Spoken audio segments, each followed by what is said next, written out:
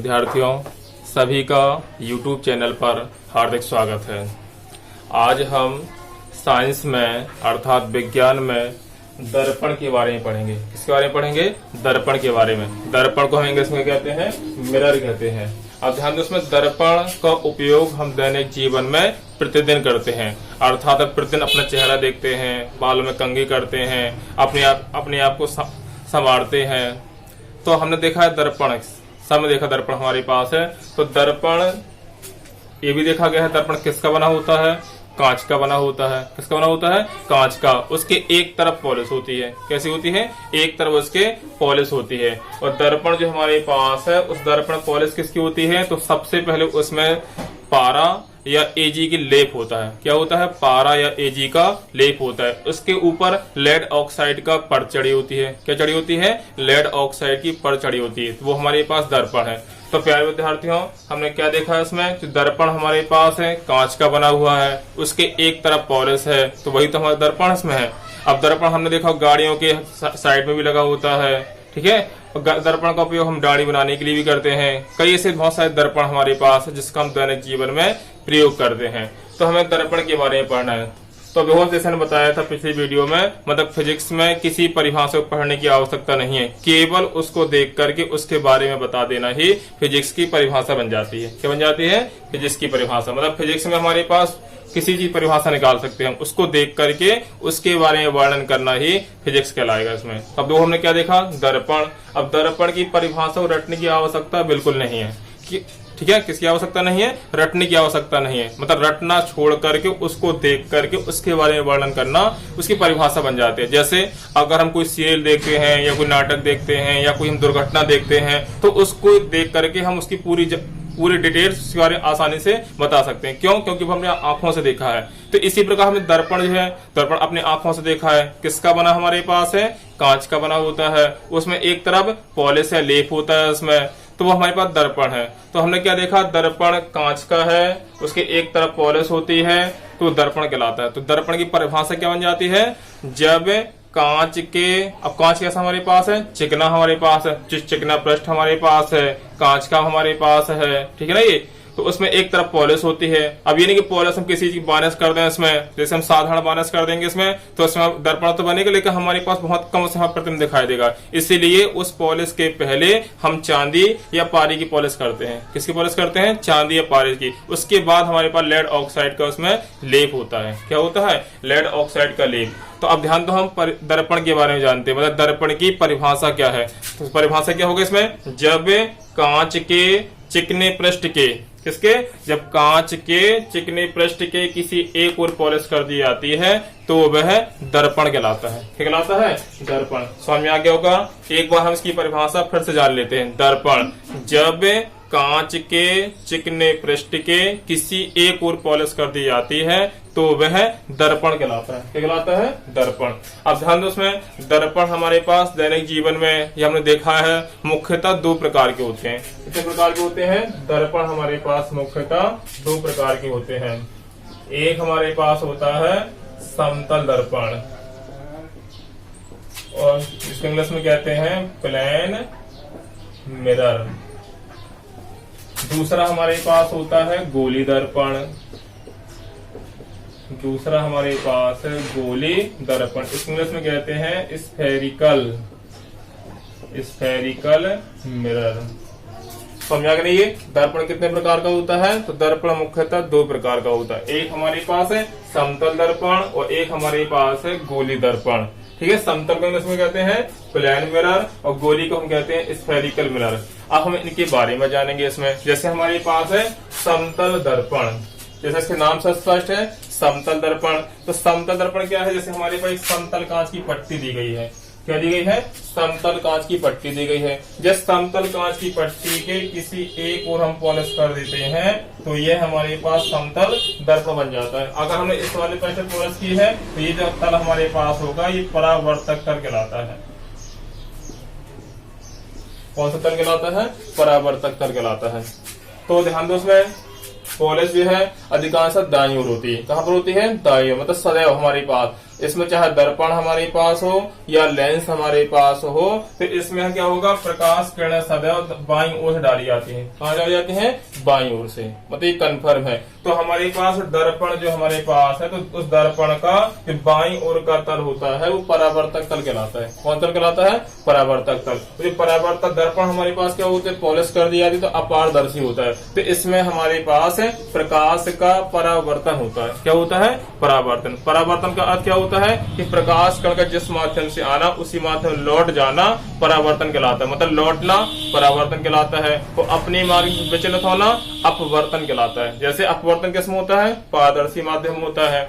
कैसा होता है? पारदर्शी माध्यम। मतलब जब कोई प्रकाश कण एक पारदर्शी माध्यम से दूसरे पारदर्शी माध्यम जाती है तो वह अपने मार्ग से विचलित हो जाती है। तो इस घटना को क्या कहते हैं? अपवर्तन। तो हमारे पास दर्पण में क्या होता है? परावर्तन, और लेंस में क्या होता है? अपवर्तन होता है। ठीक है ना? ये एक बार फिर ध्यान दे सकते हो। परावर्तन का अर्थ होता है लौटना, अपवर्तन का अर्थ क्या होता है? अपने मार्ग से विचलित होना। तो ये हमारे पास समतल दर्पण हो गया। तो एक बार हम समतल दर्पण प्रभाव फिर से जान लेते हैं। वो क्या होगा इसमें? जब समतल कांच की पट्टी के किसी एक ओर पॉलिश कर दी जाती है तो वह समतल दर्पण कहलाता है। कौन दर्पण कहलाता है? समतल दर्पण। अब दोस्त समतल दर्पण के लिए हम कुछ पॉइंट ध्यान रखते हैं। जैसे हमारे पास है समतल दर्पण, तो समतल दर्पण की जो फोकस दूरी होती है वो अनंत होती है। कितनी होती है? समतल दर्पण की फोकस दूरी अनंत होती है। और हम उसमें दूसरा पॉइंट हमारे पास, समतल दर्पण द्वारा जो बना हुआ प्रतिबिंब होता है वो आभासी और सीधा होता है। कैसा होता है? आभासी तथा सीधा होता है तथा वस्तु के बराबर। समझ में आया? दूसरा पॉइंट क्या है कि समतल दर्पण द्वारा जो प्रतिबिंब बनेगा वो आभासी और सीधा होता है। मतलब हम कह सकते हैं ये युगल जोड़ी है। कौन सी?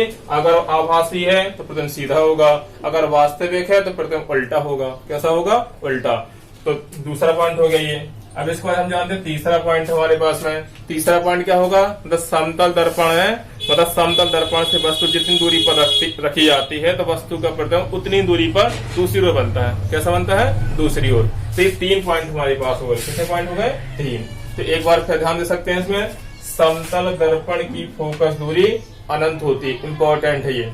दूसरा जो पॉइंट हमारे पास है, समतल दर्पण द्वारा किसी वस्तु को जो प्रतिबिंब बनेगा वो आभासी और सीधा वस्तु के बराबर बनता है। कैसे बनता है? वस्तु के बराबर। ऐसा तो है नहीं कि हम समतल दर्पण के सामने खड़े हो जाए तो हमारा प्रतिबिंब छोटा हो जाए या हमारा प्रतिबिंब बहुत बड़ा हो जाए। मतलब जितना हमारा वस्तु हमारे पास है, जितने हम हैं, तो हमारा प्रतिबिंब उतना ही बनेगा। तो ये हमारे पास दूसरा पॉइंट हो गया। तीसरा पॉइंट हमारे पास है, समतल दर्पण में वस्तु जितनी दूरी पर रखी होती है तो उसका प्रतिबिंब उतनी ही दूरी पर दूसरी ओर बनता है। कहाँ बनता है? दूसरी ओर। तो ये हमारे पास समतल दर्पण के लिए हो गया। किसके लिए हो गया? समतल दर्पण के लिए। याद रखना ये। इसके बाद हम पढ़ेंगे गोली दर्पण। इसके बारे में पढ़ेंगे, गोली दर्पण के बारे में पढ़ेंगे। अब जैसे इसके नाम से स्पष्ट है गोली दर्पण, तो हमारे पास एक खोखला गोला दिया गया है। क्या दिया गया है? खोखला गोला। ठीक है? क्या दिया गया है? अब इस खोखले को हमने एक भाग ये काट लिया गया है और एक भाग ये काट लिया। जैसे मान लो हमने काट दिया गया है, एक भाग ये काटा गया है और एक भाग ये काटा गया है। ठीक है? मतलब खोखले गोले का कटा हुआ भाग हमारे पास, जैसे मान लो 2 भाग प्राप्त हो, एक इस साइड से और एक इस साइड से हमारे पास प्राप्त हो गया इसमें। अब जब किसी गोली या खोखले गोले का पृष्ठ काटते हैं तो इसमें हमारे पास 2 तल होते हैं। कितने तल होते हैं? 2। एक उभरा हुआ तल हमारे पास होता है, एक धसा हुआ होता है। मतलब एक उभरा हुआ तल हमारे पास होता है और एक धसा हुआ तल हमारे पास होता है। कितने तल होते हैं? 2। अब हम क्या करना है, इसके किसी एक और पॉलिश करना है। या तो हम धसे भाग पॉलिश कर सकते हैं, धसे भाग पॉलिश कर सकते हैं, या उभरे भाग पॉलिश कर सकते हैं। अब जैसे हमने बताया था पॉलिश जो होगी वो हमेशा कहाँ होती है? दाईं ओर। तो जैसे हमने यहाँ पॉलिश कर दी है तो जो उभरा हुआ तल होगा वो परावर्तक तल बन जाएगा। अब इसमें उभरे भाग पॉलिश कर दिया है तो धसा हुआ तल होगा, ये अब परावर्तक तल होगा। कौन तल होगा? परावर्तक तल। तो हमारे पास दर्पण बन गया। मतलब हमारे पास कोई पृष्ठ दिया गया है कांच का, हमने उसके एक तरफ पॉलिश कर दी गई है या उसको अपारदर्शी बना दिया गया है तो दर्पण बन जाता है। अब गोली दर्पण की परिभाषा, इसको भी रटने की आवश्यकता बिल्कुल नहीं है। इसकी आवश्यकता नहीं है रटने की। अब उसमें गोली दर्पण किसे कहते हैं? जब कांच के खोखले गोले के कटे हुए भाग के किसी एक ओर पॉलिश कर देते हैं। क्या कर देते हैं? किसी एक ओर पॉलिश कर देते हैं तो वह गोली दर्पण कहलाता है। कौन दर्पण कहलाता है? गोली दर्पण। समझ में आ गया ना? एक बार इसकी परिभाषा पर ध्यान दो। उसमें जब कांच के खोखले गोले के कटे हुए भाग के किसी एक ओर पॉलिश कर देते हैं तो यह गोली दर्पण कहलाता है। कौन दर्पण कहलाता है? गोली दर्पण। तो ये हमारे पास गोली दर्पण हो गया। अब दोस्तों हमारे पास दो तल है, एक धसा हुआ तल हमारे पास है और एक उभरा हुआ तल हमारे पास है। इसीलिए गोली दर्पण हमारे पास है दो प्रकार का होता है। कितने प्रकार का होता है? दो। एक हमारे पास अवतल दर्पण और एक हमारे पास होता है उत्तल दर्पण। कौन सा होता है? एक हमारे पास अवतल दर्पण और एक हमारे पास उत्तल दर्पण होता है। अब समतल दर्पण केवल चाहे कोई सा ही प्रश्न लें, इसमें दोनों समान होते हैं, कोई इसमें उभरा नहीं है, धसा हुआ नहीं है, इसीलिए समतल दर्पण कोई प्रकार नहीं होता है। गोली दर्पण दो तल हमारे पास होते हैं, एक उभरा हुआ तल हमारे पास आ गया, एक धसा हुआ तल हमारे पास आ गया। इसीलिए गोली दर्पण कितने प्रकार का होता है? दो प्रकार का होता है।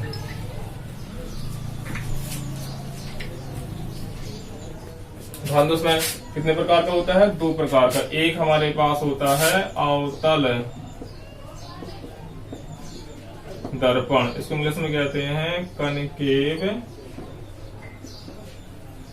मिरर, और दूसरा हमारे पास होता है उत्तल दर्पण, जिसको इंग्लिश में हम कहते हैं कन्वेक्स मिरर। तो हमारे पास गोली दर्पण कितने प्रकार का होता है, या गोली दर्पण कितने भाग होते हैं? दो भाग होते हैं। एक अवतल दर्पण होता है और दूसरा उत्तल दर्पण, अर्थात कनकेव मिरर और कन्वेक्स मिरर। ठीक है, अब किसे कहते हैं? जैसे हमारे पास लिखा हुआ है ये अवतल दर्पण। कौन दर्पण? ये अवतल। अब इसका होता है ऊपर, ऊपर मतलब उभरे हुए। जैसे हमारे पास ये पृष्ठ था, ये खोखले गोले का, अब हमने क्या किया, इसके उभरे भाग पॉलिश कर देंगे। जब उभरे भाग पॉलिश कर देंगे इसमें, तो ये हमारे पास कहलाएगा अवतल दर्पण। क्या कहलाएगा? अवतल दर्पण। तो अवतल दर्पण की परिभाषा क्या हो जाती है? जब गोली दर्पण के, क्योंकि किसका क्या हो गया ये? गोली दर्पण। जब गोली दर्पण के उभरे हुए भाग पॉलिश करते हैं तो वह अवतल दर्पण कहलाता है। क्या कहलाता है? अवतल दर्पण कहलाता है। अब ध्यान दो, उसमें जैसे हमारे पास ऐसा तल दिया गया है, ये जब धसे भाग पॉलिश करते हैं, किस भाग पॉलिश करेंगे? धसे भाग पर। जब धसे भाग पॉलिश करेंगे ये, तो हमारे पास ये हो जाएगा उत्तल दर्पण। तो उत्तल दर्पण की परिभाषा क्या हो जाएगी? जब गोली दर्पण के धसे भाग पॉलिश की जाती है, पॉलिश की जाती है, धसे भाग पॉलिश की जाती है, तो वह उत्तल दर्पण कहलाता है। क्या कहलाता है? उत्तल दर्पण। तो ये हमारे पास हो गया अवतल दर्पण, उत्तल दर्पण।